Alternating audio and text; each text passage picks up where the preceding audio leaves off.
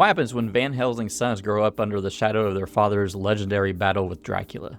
Abraham's Boys takes us deep into paranoia, family loyalty, and the fine line between protecting those you love and becoming the very monster you fear. Hey everyone, welcome back to Atomic Cult Media, the channel where we dive deep into the movies that make you question your life choices, or at least your streaming queue. And today we're talking about Abraham's Boys, a Dracula story.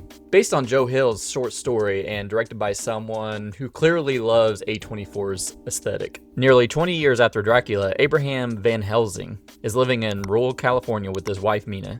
Yes, that Mina. And their two sons, Max and Rudy. Life is quiet, until it isn't. There's talk of vampires, creepy dreams, and just your casual secret basement prisoner. Abraham insists he's protecting his family from Dracula's lingering influence. Mina, meanwhile, is slowly deteriorating while talking about the Count in ways that make you wonder if this is about vampires or bad marriage. The boys start questioning Dad's heroics. Things spiral, and by the end, let's just say the question isn't where Dracula is, it's if he ever existed at all. I'm always a sucker for new spins on classic monster movies like this. Heck, it's part of the reason I'm looking forward to The Bride with Maggie Gyllenhaal. So this is definitely right up my alley. Also, Joe Hill's name has me intrigued since it's based off his short story. And if you don't know, that is Stephen King's son. He wrote The Black Phone and a few other stories like Lock and Key. I didn't really care for the Netflix adaptation, but I loved the comic book. And it does start with an awesome hook, a great opening that just latches onto you. That's where my praise ends with this movie. The pacing, while not skinnamering slow, was slow. It took me 3 tries to finish this movie. And this movie's only 90 minutes. It does not feel like 90 minutes, okay? I love a slow burn. I love A24 aesthetic. I love all that crap. But I couldn't take this. And it's not even, the acting's bad too. You have Titus Welliver as Abraham Van Helsing. Basically the only thing I think I've seen him in was Sons of Anarchy, although I know he's in other shows which I haven't watched. And it's sort of like he's defending his point of view. Is he the legendary vampire hunter or a paranoid serial killer? That's what this hinges on. Is he just gaslighting Mina and thinking that she was under the seduction of Dracula, or was he just manipulating her into marrying him and being kind of like a Me Tooification of the Dracula story? And I'm not saying that's a terrible idea. It's just executed so poorly on this. And like I said before, this is based on Joe Hill's 2004 short story. I have not read it. It sounds intriguing. I might give it a try, but this movie does not do it any favors. It's filmed all in like the 4:3 aspect ratio for immersion, I guess, but honestly feels like someone forgot to set the camera to widescreen.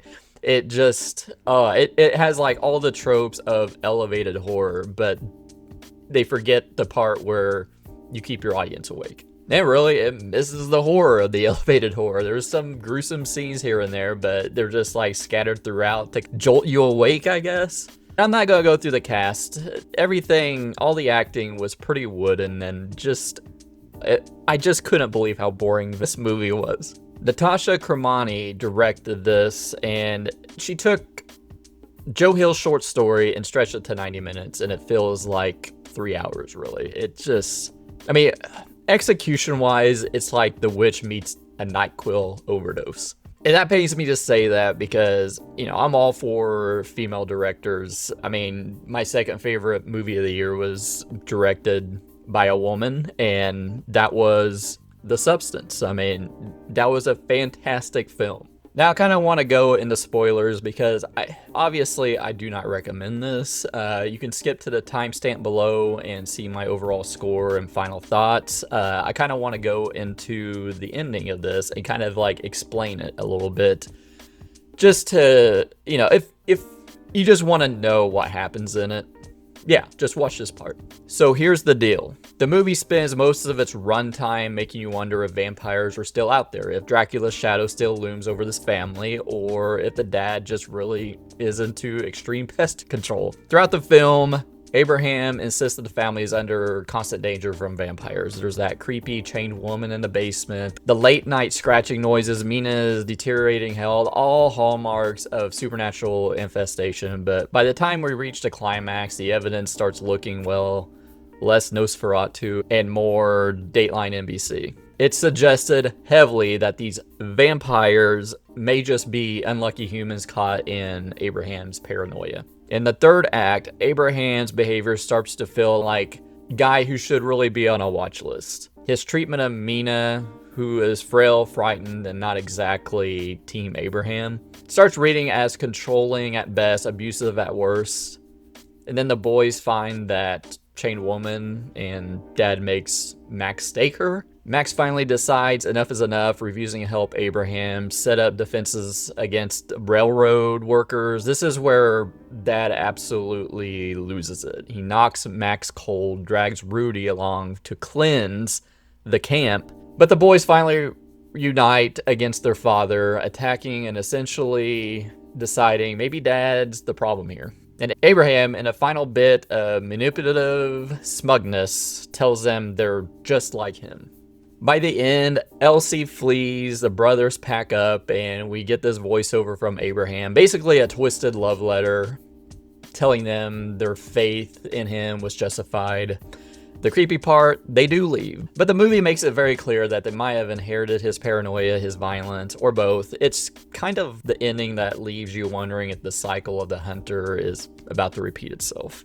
And, you know, the final monologue seals it. Abraham doesn't see himself as wrong. He's the hero of his own story. Convinced his brutal methods were acts of love, which in true gothic fashion, I guess, is way more chilling than any fanged monster lurking in the shadows. So was Dracula real? The movie really never confirms it. Could be yes, could be no. And I guess that's the point, since evil isn't always supernatural. So my final score for Abraham's Boys is a 0.5 out of 5. I hated this movie. I'm giving it a 0.5 because the premise does sound interesting, and I might give Joe Hill's short story a read because it really just sounds super intriguing. It's just the execution of this story stretched out to 90 minutes does not work. Absolutely does not work. I thought about seeing this in a theater. I was kind of intrigued by it, and I'm so glad I didn't. I don't know if I could have stayed in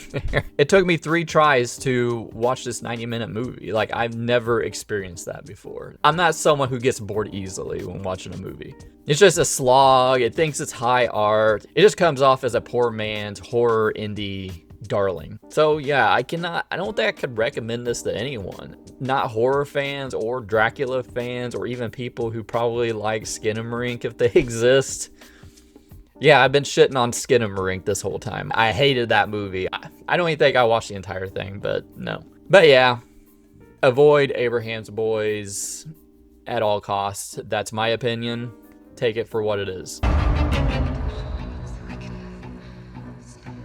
But did you see Abraham's Boys? Was it as painful as an experience for you as it was for me? Or did you actually like it? You can argue with me in the comments. I'll see it. I'll reply to it. I won't be mean. And do you have like a movie that you like that's a unique take on Dracula? Let me know down in the comments. Make sure to hit like to appease the algorithm gods. And if you like these sort of movie reviews on smaller scale movies, maybe subscribe and check out the playlist below of other horror movies that I've reviewed. I can tell you, this is the lowest score I gave a movie so far, and I gave a 1 star before. This is the first 0.5, and I'll see you later. Bye.